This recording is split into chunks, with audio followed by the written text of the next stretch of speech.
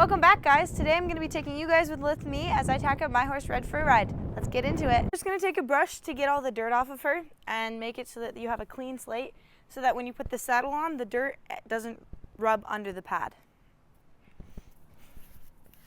So just in the direction of her fur, just brush along it and get it. Right here, their hair does change direction and go the other direction. So make sure you brush this way for that, and then once you get to here, switch direction and go that way. I'm gonna take this brush, and do you see how it has long bristles? The long bristles help it so that when you brush on them, it then will flick it off, and it just gets more dirt off of them. I'm now gonna take this brush, and it's a soft brush, and so this brush gets the last little dirt off the top layer, but you can also use it on the legs and face, so it's more sensitive for those softer skin parts. Be careful with the ears. Some horses don't like their ears touched. My horse doesn't give a care. I'm done. Good girl. I'm now going to take some hair detangler and a brush to brush out her mane and tail. For my detangler, I use a bit of a mixture. I will put the recipe for it down in the description. But just spray it on their tail. Get it in there nice and good.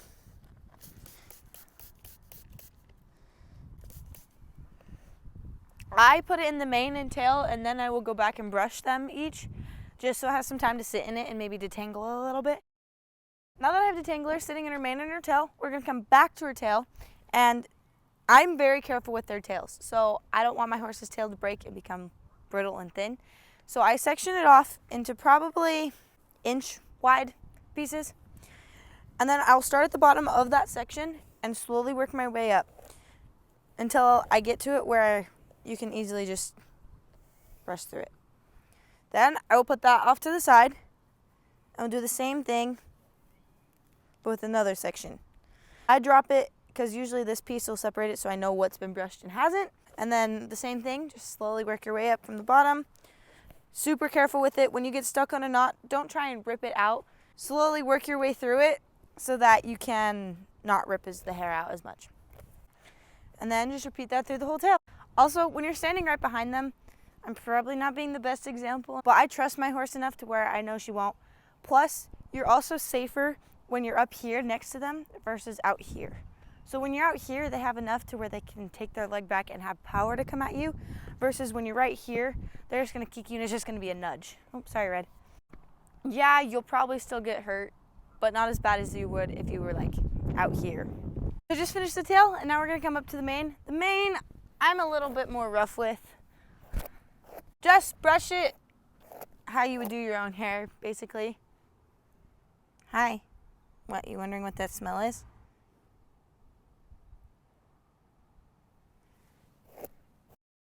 She's all brushed and ready to go. Now it's time for tack. So I first start off with grabbing my boots.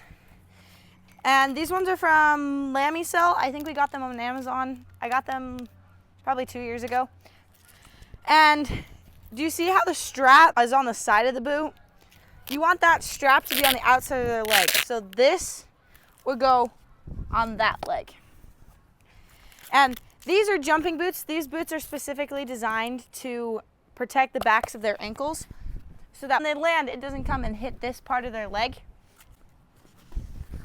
And you just take it, you slide it down until it kind of clicks in with their ankle. And then pull it tight enough to where you want the tightness of both straps to be the same, but you don't want it to be too tight where it will bug them.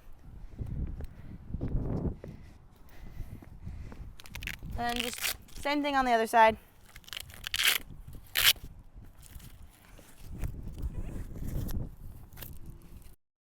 Now that we've got the boots on, next is our saddle and saddle pads. So this is called a sweat pad. Yes, don't mind the fact that this is a very dirty sweat pad. It's a thin pad that is designed to soak up the sweat that comes from their back to keep it off of your other pad and saddle. So it comes up right here, and it's going to be the side. With this brand, this is an Ogilvy pad. Won this one at a show. And this little button is going to come on the left side and in the back. So then you're just going to put it on like so. Pretty simple. Let's hope the wind keeps the pad down. Next is our half pad. This is a half pad. I've had this one my entire riding career. I think I got it when I was 7 or 8. And same thing, same brand, Ogilvy. And this one, kind of the same thing, goes here. This pad is designed to add some support to their back so that when you then put the saddle on, they have cushion. This, basically the same. And you want the seam of the pads to line up with their spine. And then you pull it up so that it comes up into the saddle. I'm not gonna put what's called the girth on, which is this. And it's kind of an important tack piece. It goes around their stomach and holds the saddle onto their back. Without it, you'd be on the floor. And I don't think you want to be on the floor. So you might want a girth. This girth doesn't have stretchy on both sides. It only has it on the one side. And so I put the side without the stretchy on first, or the elastic, so that when I go to the other side, that stretchy elastic will help me put it on and cinch it tight. Oh, hello. So for her, I go probably 3 holes up.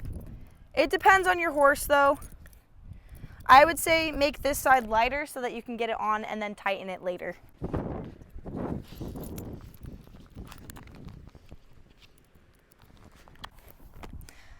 My horse is sometimes a little bit cinch sassy, so she will sometimes try and come around and bite me when I tighten the girth. With that, you want to then just in a fist, don't do fingers, because if you're in fingers, when you go to push them, you could break a finger. In a fist, just push their face away in probably this general section. That's telling her, away, that's not okay, please leave me alone. Basically, is that I've got her all tacked up, and then I've got my helmet on, and then I've got gloves ready to go. I have the bridle now. I use a French link egg butt snaffle. I think this one is light enough to where you're not going to be hurting them, but strong enough to where you have some control. The double jointed part makes it so that when you pull, you're not pulling the whole thing with you, and so you only pull the one piece. There's also single jointed ones where it goes like this, which are a little bit stronger. I don't need that for her, so I just enjoy my French link egg butt. I'm gonna go ahead and now and put it on. So we're gonna untie this. I have it just in a slip knot, and it's not tied, it's just sitting there, so it's fine. And we're gonna undo the halter. And I tie it around their neck so that if she went anywhere, I still had control. And then, oh hi, yes. You're gonna take the rein and put that over their head so that you have control of them. And then you can just take the halter off, now that you've got that. She might try and walk away, it's kind of her thing, but she does it every time, so I know it's coming. And just drop your halter on the floor out of the way so they won't step on it. You're now gonna take your bridle, and the noseband, you want it so that it's on top and can go around and easily like that. Why are you chewing on the rope, silly? Come here. A trick to getting a bridle on, one, be careful of their ears if your horse has sensitive ears. Again, mine doesn't care. But you're gonna put your hand on top of their head so that they can't bring their head higher. Grab the bridle with this hand, and with your left hand, you're gonna guide the bit into their mouth. And if they don't open their mouth, take your thumb, put it in their mouth, and just kind of tickle their tongue, and they should open their mouth. It might take a little bit of force sometimes, but they usually all go and eventually open it. Then pull the forelock out from under the brow band. Make sure the brow band is in between their temple bone and their ear, and just kind of, there's like a divot right here so that you're not rubbing against anything. Take the noseband. If it was a little kid tacking her up, I would love her head down, but it's not. Then you're gonna take the noseband. Oh, watch out. And you're gonna make sure it's on the inside of your leather pieces holding on to your bit that's holding it in their mouth. Make sure it's on the inside of it. And don't do it too tight to where they can't move their mouth anywhere. What are you doing? Why are you licking my boot? Hi. Yes, you giving hugs? Will stink. You want it so that it's not too tight. Come over here so I can show people. Head up. So that it's not too tight of where you can stop eating stiff. Stop eating stuff. They can't open their mouth at all. I put it probably to where I can fit a finger in it.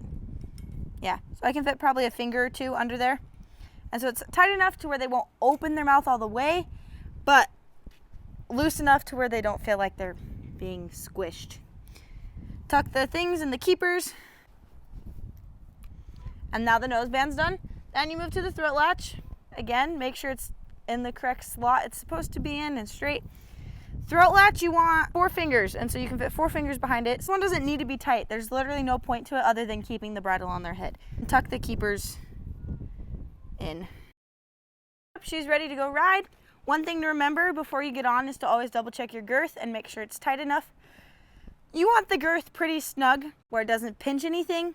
So you want to be able to fit fingers in it, but not be able to pull too much to make. Okay, I'm gonna go hop on. I wanted to just say thank you guys for tuning in today while you came with me as I tacked up my horse. And I can't wait to see you guys next week.